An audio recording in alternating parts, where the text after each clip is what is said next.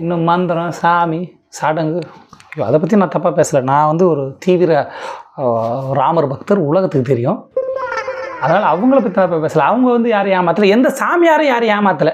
நம்ம அந்த government employee தான் ஊழல் பண்ணி நாட்டை அழிச்சிட்டாங்க. இந்த சாமியாரெலாம் ஒன்றுமே பண்ணல. மக்களை ஏமாற்றி காசு சம்பாதிக்கலை, அவங்ககிட்ட கோடி கோடியாக பணம் இல்லை, அவங்களுக்கும் இந்த நாட்டுக்கு சம்மந்தமே இல்லை. அவங்க தான் இந்த நாட்டை நல்வழிப்படுத்துகிறாங்க. அதெல்லாம் இவர் கண்ணுக்கு தெரியாது. 28 வருஷத்துக்கு முன்னாடி ஒரு படம் எடுத்துகிட்டு 28 வருஷமாகவும் இதெல்லாம் ஒரு கண்ணுக்கே படலை. அப்படியே இந்த எஜுகேஷன் லோனு, அப்புறம் வேலை வாய்ப்புக்காக லஞ்சம் கொடுக்குறது, இதெல்லாம் ஒரு கண்ணுக்கு தெரிஞ்சுது.